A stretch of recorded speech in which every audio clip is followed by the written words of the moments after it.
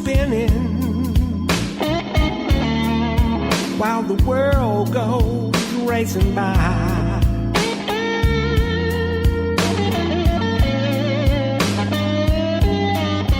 You know I feel like my wheels are spinning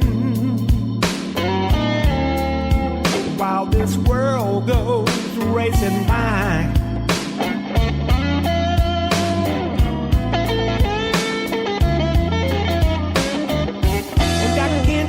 Get no traction, baby. Oh, no matter how hard I try.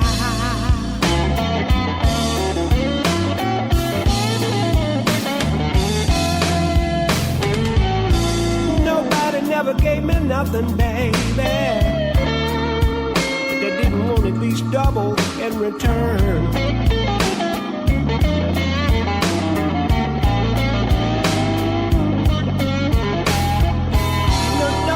Never gave me nothing, baby, that they didn't want at least double in return.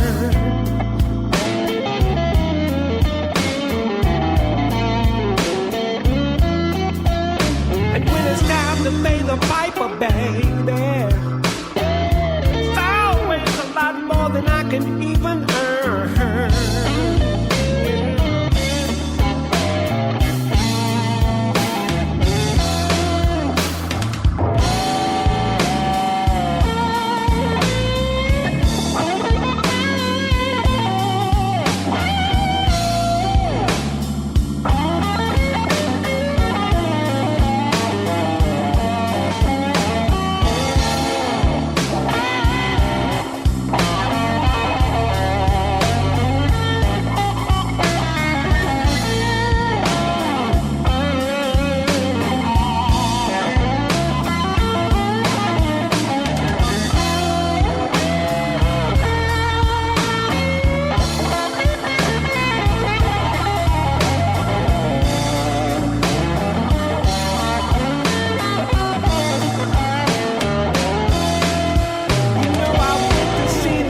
Man, just to see what he would say. All he did was try to frighten me, talking about that judgment day. I can't even seem to pay attention, baby, from paying all these dues. I ain't got nothing to lose.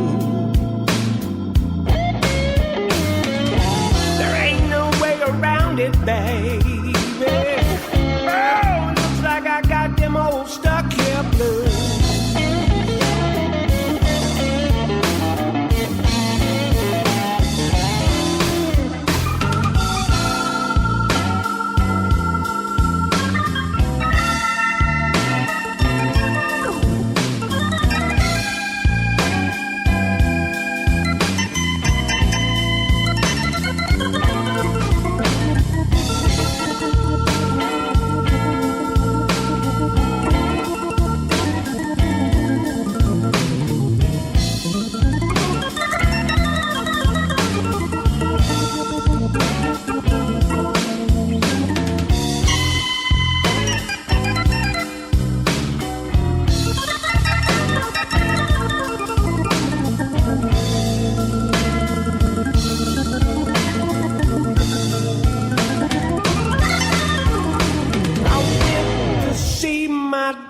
Baby, get something for the pain. He gave me a prescription. He said you better take that westbound train.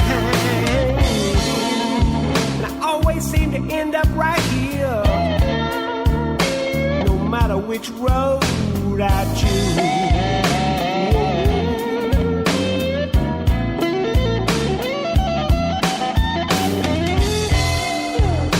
I can't deny it, girl. Oh, looks like I done went and got them old stuck here blues.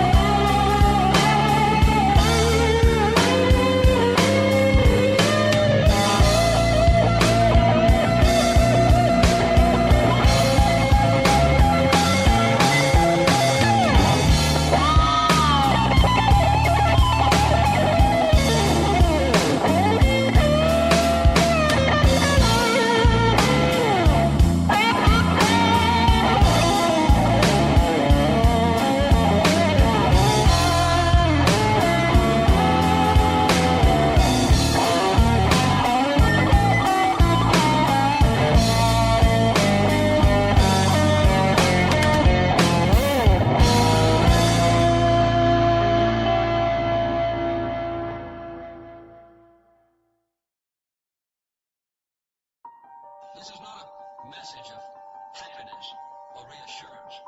It is a crisis of confidence. The productivity of American workers is naturally dropping. We aren't out there hungry, selling America. We've been a little bit lazy, I think, over the last couple of decades. The symptoms of this crisis of the American spirit are all around us. We've lost our ambition, our imagination. Things and consuming things. You go to a bank and you use an ATM. You don't go to a bank teller. All the legislation in the world can't fix what's wrong with America. The country that had gotten a little soft. These changes did not happen overnight. Change cannot happen overnight. What can we do? What can we do? We've been a little bit lazy. Lazy. Lazy. Lazy.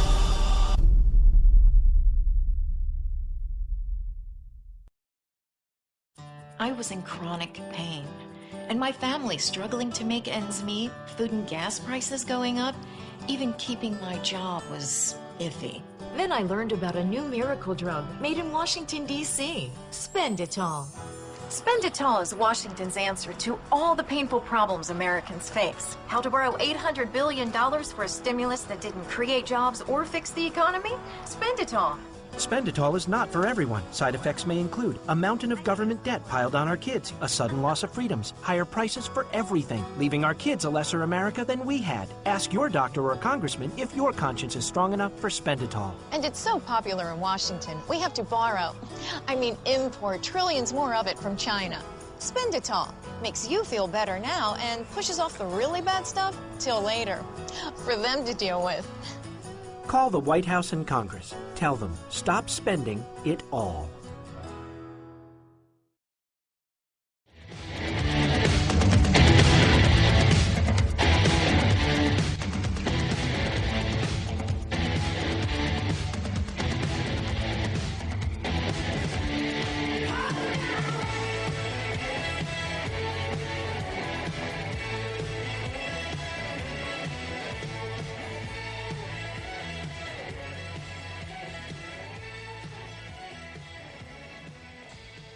And welcome back to the Conservative Blues Show here on Conservative Broadcast Media Network. I am your host, Kerry Shelton, and there is my partner in crime over there, Mr. Rick Webb. Well, I might be over here. I could be over there.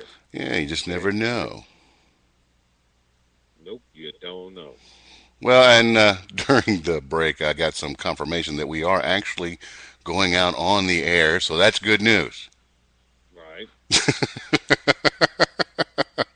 Not that I don't enjoy speaking with you, sir. It's just for you and I to speak together. I could just pick up the phone. We have to go on all these switchboards and what have you. Absolutely. All right. Some independent sources to make sure I knew we were all on the air and broadcasting nicely. Also found out a couple of other technical things that happened during that break. Mm-hmm. And guess what? What's that? Sir, we have a caller. Oh, cool. How we do that?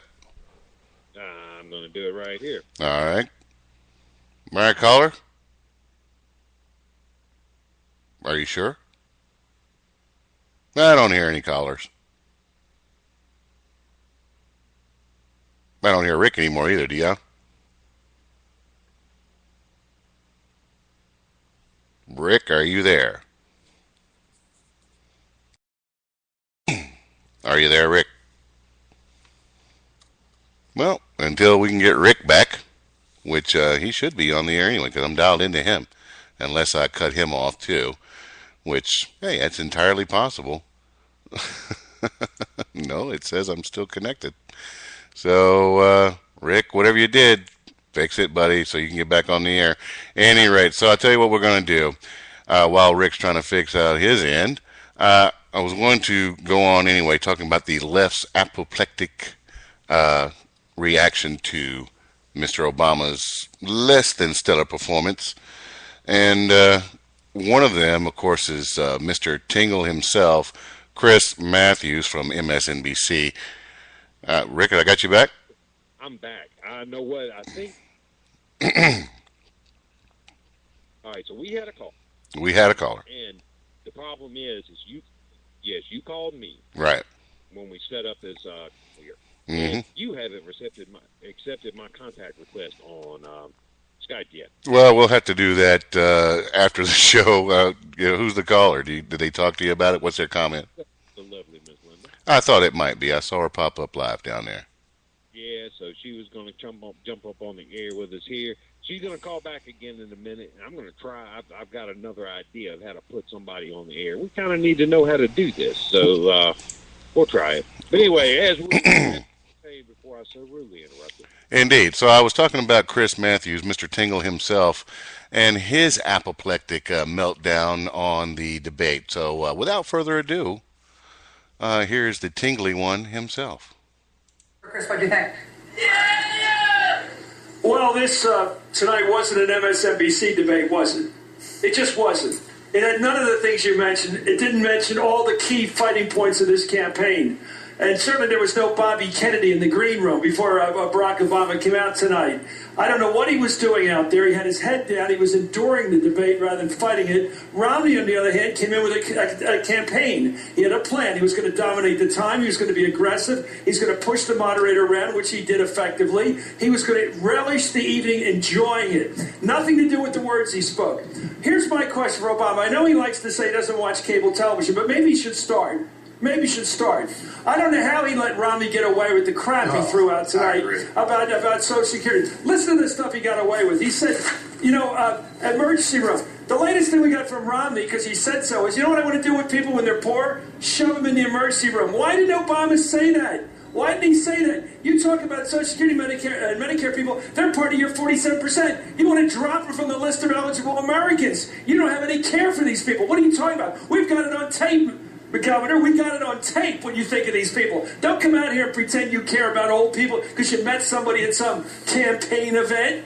You've written off 47% of the country before you even started. Where was Obama tonight? He should watch, well, not just hardball racers should watch you, and should watch the Reverend Al, should watch Lawrence. He would learn something about this debate. There's a hot debate going on in this country. You know where it's being held? Here, on this network, is where we're having the debate. We have our knives out. We go after the people and the facts. What was he doing tonight? He went in there disarmed. He was like, oh, wait, an hour and a half, I think I can get through this thing, and I don't even look at this guy. Where's Romney? I love the split screen. Staring at Obama, addressing him like the prey. He did it just right. I'm coming at an incumbent. I got to beat him. You got to